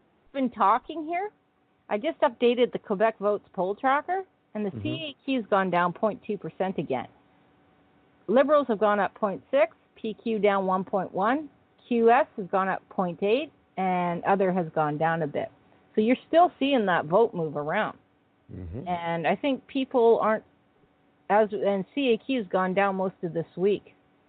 So I think the bloom has come off the rose, and people are starting to look at their policies closer. And as you mentioned, this English debate with their comments on immigration, and it frustrates me so much because I hate racism, and I hate this us versus them. And it's a very Quebec thing.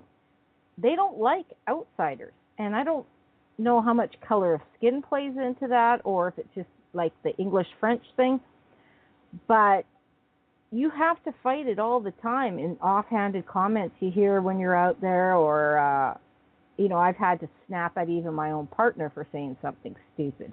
But people are realizing that immigration isn't the big panic. Like when national polling goes, it's very low. In fact, many people think we should have more, not less.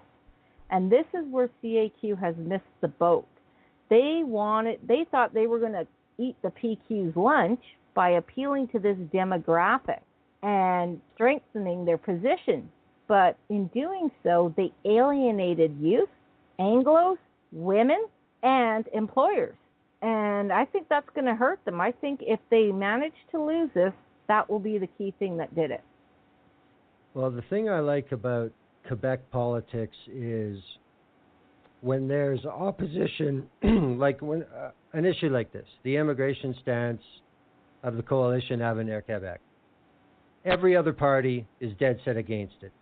And in a place like Alberta, all you get is, well, yeah, they said it. Of course it's garbage. And that's about as deep as it goes. But in Quebec, there's actually a reason all the time. And that's what I like about it. Like what Couillard said during the English debate, he said, I've never heard a political leader in Quebec ever recommend not only diminishing the number of immigrants we take in, but proposing expulsion tests for immigrants, which make them very, very frightened. If they fail the test, they stay in Quebec as landed immigrants forever if they wish. You would have the federal government deport them. That is your proposition. That is appalling. It is. And that's what Jean-Francois Lisée said about it. Well, and it's unconstitutional as well. Like it goes against our charter, and it goes against what we've agreed to internationally on some of these issues. I mean, it makes them sound like Donald Trump. And what's happening down there. You know, it was interesting before this refugee thing or the irregular immigration thing came up was I was in that area of Lacal the year before on holiday. In fact, we got lost along that little road there. And, of course, we didn't see anything happening at the time. It wasn't until the Trump election that the flood of scared people coming up. And everyone goes, well, if they could afford a plane ticket, why are they coming here? And it was, do you not understand what's happening? And as the news has started to focus on the strife, the stuff in Haiti, the stuff in Rwanda and Sudan, and the effect on women, that's why they're coming. And a lot of people are seeing that now, as opposed to, oh my God, brown people are running our borders. And the news like to show the men. But what they don't show is the women and families. What they don't show is a lot of these people have skills and skills we need. We're not here, and I told you that Quebec employers are plucking them right out of the centers because they're so desperate, and helping them get their citizenship and work orders and get them off of assistance and that. But you look at some of these clowns in Lamoutte who are, I'm scared there's going to be an outbreak of violence. And some of these Antifa guys, they're just idiots. And I think that they support Nadeau likely. But you're not going to get people on your side by turning into jackasses. You need to have the peaceful stance. And the one thing we haven't talked about in all this is the police forces and the corruption and racism in the police forces. And I would have liked to have seen one of these parties address it. Well, it's very real. Yeah, but QS, in the English debate, Manon Massé was the only one to endorse a commission on systemic racism in Quebec. No other party would agree to that. So that will probably get them a lot of youth and left of center votes. Yep.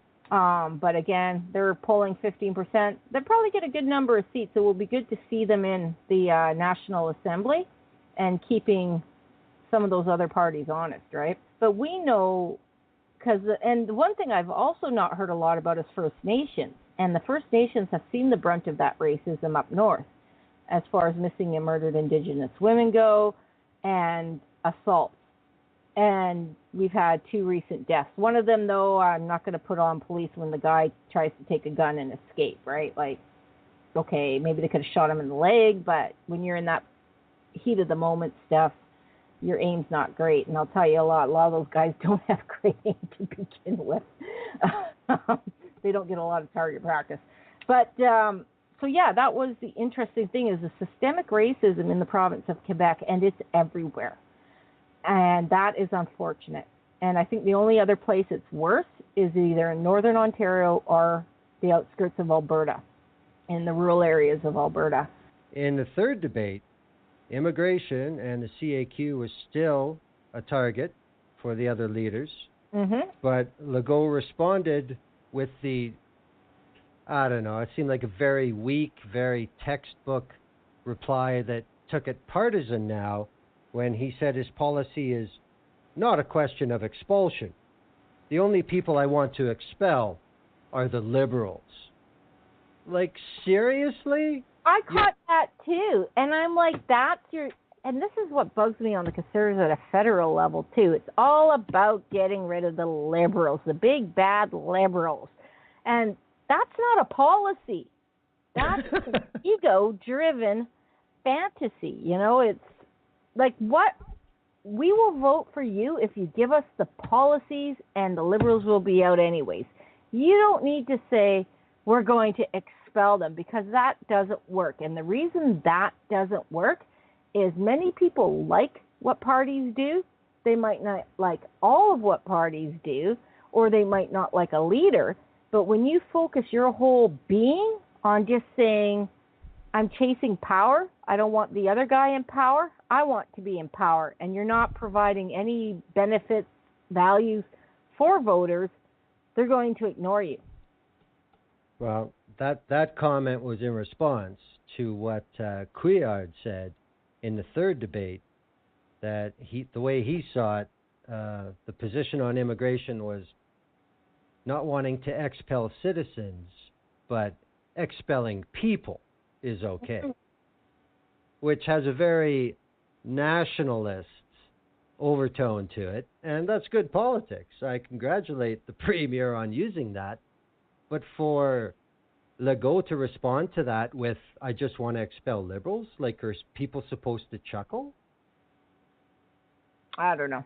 It's just so absurd to me that's the one thing I saw from my group that I polled and, or asked their opinions on, my focus group, I'll call them, it wasn't about getting rid of the Liberals, right? It wasn't about they had some serious concerns they wanted addressed, and they're not seeing any cohesion on those issues. So it's going to be people show up. So the parties have their hardcore supporters, and what's going to happen is those huge undecideds are going to show up and do eeny, meeny, miny, mo. Who do I hate the least? Yeah. Pick that person. My dad's always had a thing. He goes, all politicians will steal from you. I'm voting for the guy that's going to steal the least. I think I've said that line before on here, but it's so true. Yeah. People, especially those who are apathetic and don't know the policies, are going to vote for the people who are going to do the least harm. And that's where it's going to go. Who's going to change things the least, or who's going to change the things I like the most? And the downside of that is the way that the mass majority finds out who's going to screw them the least, the way they make that determination is what the true problem is. Yeah, well, we probably disagree on electoral reform there. We should have a fun debate about that with the BC stuff that's going on. But yeah, we've got lots of interesting things happening in Canada and Quebec and the other provinces, especially as more elections line up. And who are going to be the kingmakers? Is anyone going to want to align with the Parti Québécois?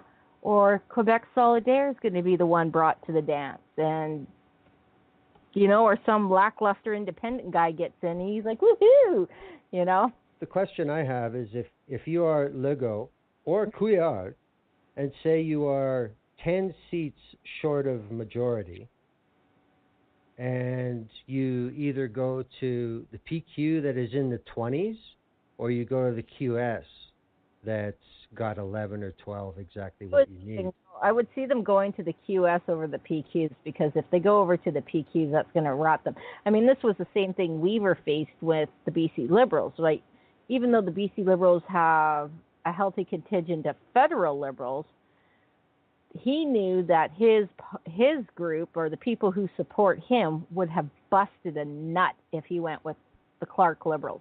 Yeah. And so that's why, even though the NDP is pulling fast ones on him, for his own longevity, that's where he needed to go. And that was a lesson, too, for the BC Liberals, is nothing's ever golden. You've got to make sure you're appealing. They lost a lot of their right of center voters when this has happened.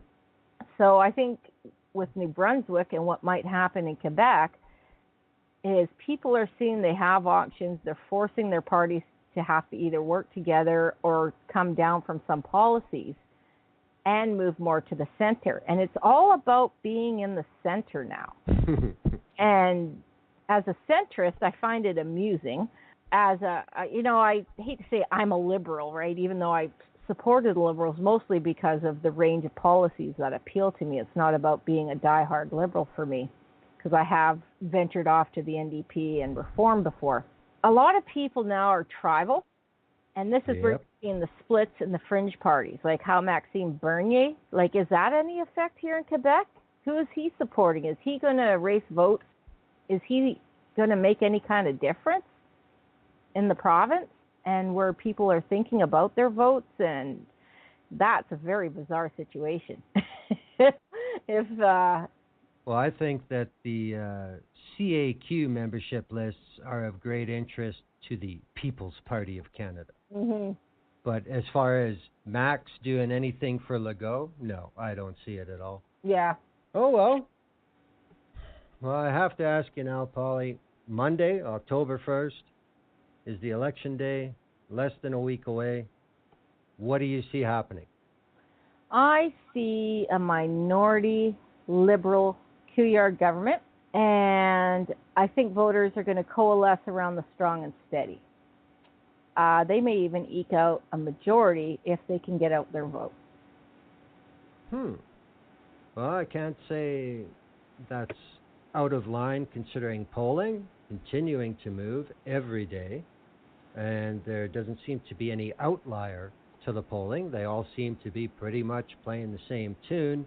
I guess it's down to public appearances, campaign stops, local media, the same things that have always worked in campaigning in the last 70 years. Mm-hmm. Well, this will be the week to watch for sure, because all the naughty, nasty stuff will come out before the weekend. Well, I guess it depends also on how much money the media wants to make, which I wish wasn't a factor, but it is, as usual. So somebody may be sitting on something, but I'm going to say I see a minority. I don't know which way.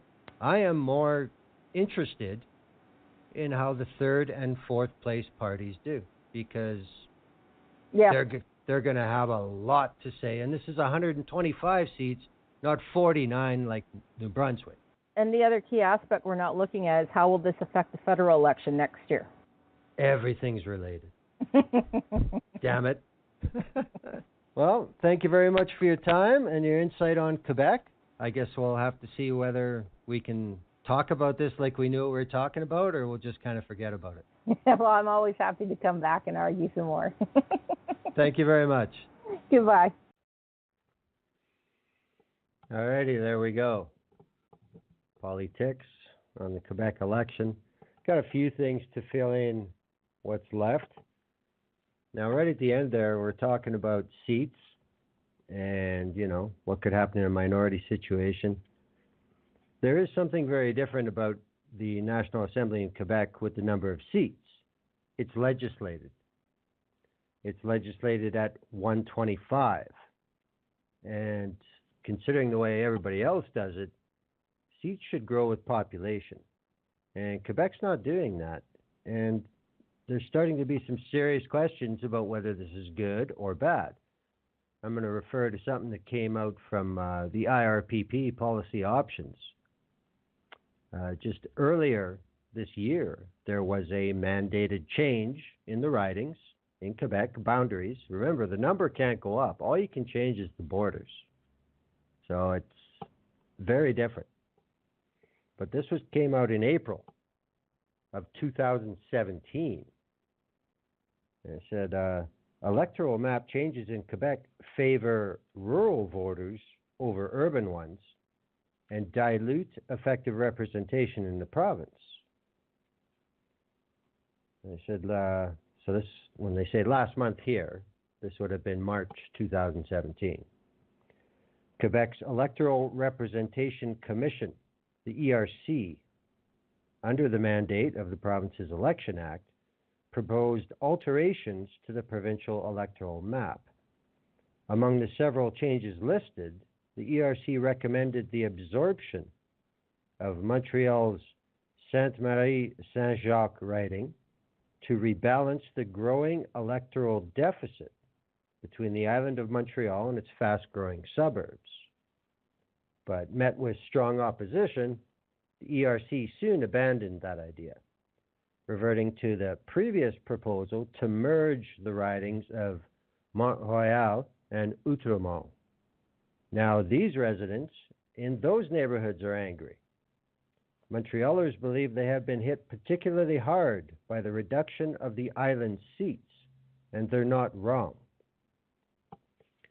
While the ERC is an independent body, it is not mandated to act as a decision-making commission. Provisions of the Elections Act require the commission to examine the province's current demographic situation, engage in public consultations, and report to the National Assembly. The Assembly debates the Commission's recommendations as a committee of the whole and decides whether to accept them or propose amendments. Following the Assembly's deliberations, the Commission establishes the ridings and their new borders. The Commission's options are quite limited. It must reorganize the map within a maximum number of 125 National Assembly seats. And it considers a fixed 25% variation for ridings that exceed or are smaller than the current per riding provincial average. See, now this is a big deal. I'll tell you why. In 1989, the Quebec government limited the National Assembly to 125 seats, apparently for economic reasons. At that time, Quebec's population was just under 7 million. Today, there are close to 8.3 million Quebecers. In 2015, the ERC determined that approximately 6 million residents of Quebec were eligible voters. So you go back to 1989, and it was below 4.7 million. The Commission says that as the general and electoral populations have risen, the per riding quotient has increased from 37,366 in 1989 to 48,387 in 2015. So when you put in that plus or minus 25% variation, the effective electors to representative ratio can go anywhere from 36,290 to 60,484. Now, if the government had maintained the riding average to determine the number of ridings at 1989 levels and allowed the number of ridings to increase, there may be 37 more ridings. So it wouldn't be a 125-seat election. It would be 162. Well, you have to throw in an odd number. But that's a big, big difference. Now, this 25% rule allows a riding to have voting populations up to 25% more or less than the provincial average. This leeway is among the highest in Canada, and it's applied uniformly throughout Quebec, regardless of differences in population or density. Consequently, this rule favors rural areas over urban centers. The Commission can only increase the size of urban ridings and or reduce their numbers to accommodate suburban areas while maintaining the rural community's representation. Under current circumstances of urban sprawl and rural decline, urban centers are the biggest losers. Very interesting. Montreal has always been the power center, and it remains that way federally because, of course, there's no such limitation on ridings as far as Quebec goes. This is something that will have to be addressed in the future. You find me another British Parliament province or, territory, state, whatever you want to call it, that has 8.3 million people, 6 million eligible voters, and they only have 125 seats. That is a hard thing to do. The other article I wanted to bring up, we were talking about the shortage of skilled job seekers in Quebec and the problem with new arrivals to Canada getting accreditation approved, updated, whatever is necessary so they can fill some of these jobs that aren't Tim Hortons. This is from yesterday. It was on CBC, Leah Hendry. And skilled immigrants on their desperate hunt for jobs in Quebec. Instead of sparring over how many immigrants Quebec should accept, chemist Abdul Wahid wishes campaigning provincial politicians would talk about how to help skilled workers like him get jobs in their field so they could integrate into Quebec society. Trained as a chemist and armed with 2 master's degrees, Wahid abandoned the chance to pursue his PhD studies in Hong Kong to emigrate to Quebec with his wife and 3 children 5 years ago. Originally from Pakistan, Wahid was confident he'd eventually find a job in his field in Quebec, possibly in the pharmaceutical, food, or petrochemical industries. The only job he has found is at a call center. He scoured countless employment sites and sent out hundreds of CVs, taking almost every job-finding program offered by Emploi Quebec and studying French. Nothing has led to a better job. I can't express the feeling of dismay and despair I have because of this, said Wahid, 39, who lives with his family in a cramped 1-bedroom apartment in Montreal's Parc Extension neighborhood. He says his 11-year-old daughter asked him, what's the point of all his education? I feel like a big failure, said Wahid.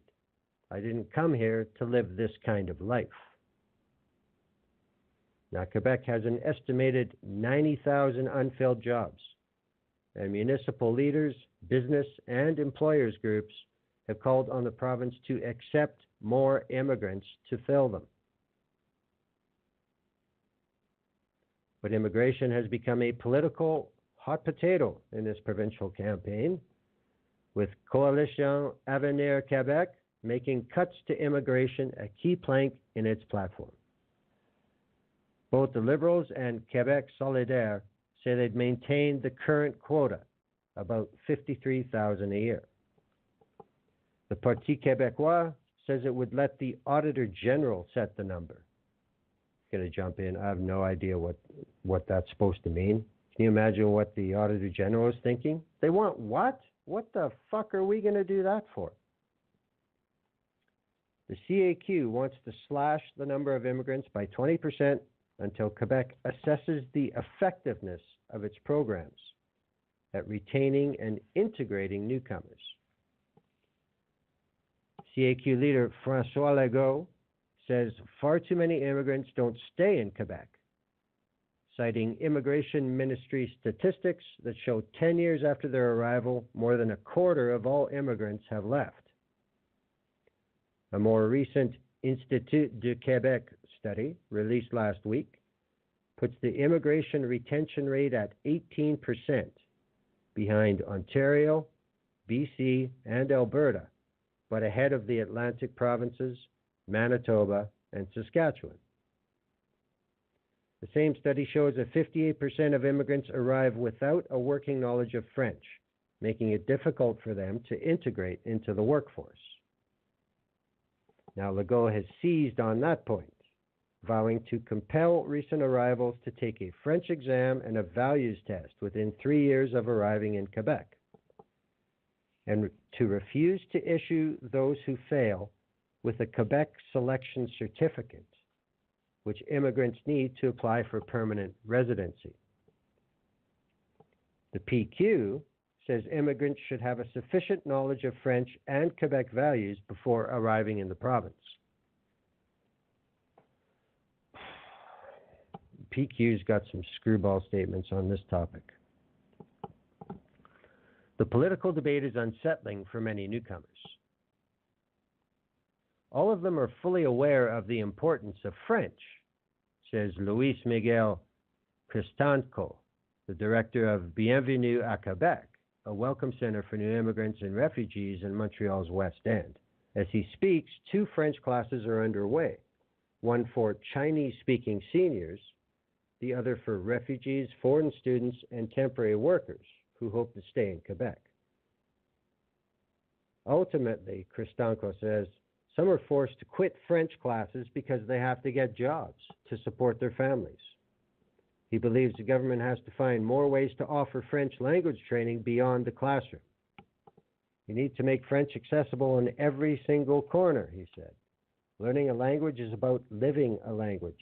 It's about learning French in your workplace, at school, everywhere. Now, Professor Marie-Thérèse Chicha agrees, an economist at Université de Montréal School of Industrial Relations.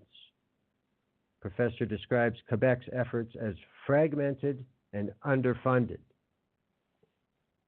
This year alone, Chicha says, Quebec received nearly $500 million in transfer payments for programs such as PRIME, P-R-I-I-M-E, a provincial subsidy for employers who hire new immigrants to offset training and integration costs.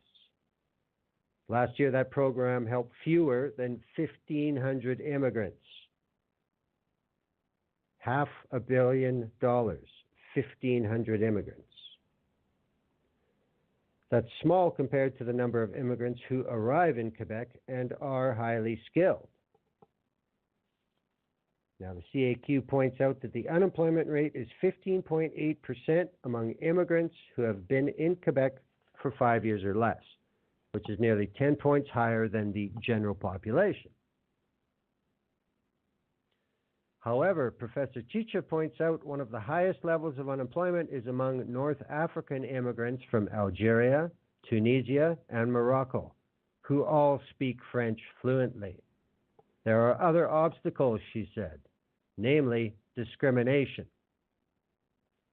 Sherbrooke resident Aida Chebi fears that is what is behind her husband's struggle to find a job. Chebi and her husband, Rafat Bouzid, immigrated to Quebec from Tunisia with their 2 young children in 2013. Our whole project to come here was based on my husband being able to work as an architect. Bouzid earned his degree in France and has more than 30 years international experience, designing everything from houses to hotels. But once here, it took 3 years to have his credentials recognized. He finally got his permit to practice in June 2017, but still can't land a job.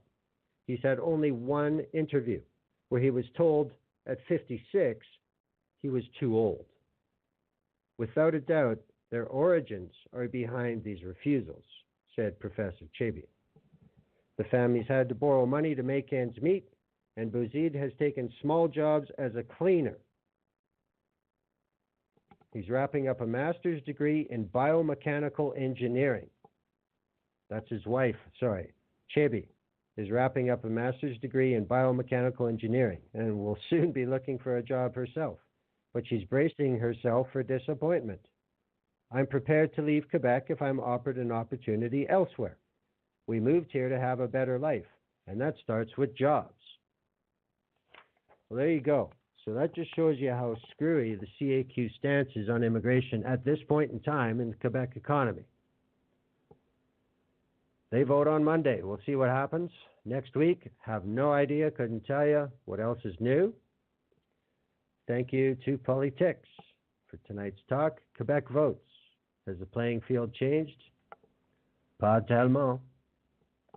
Bonne nuit. See you next week. Good night.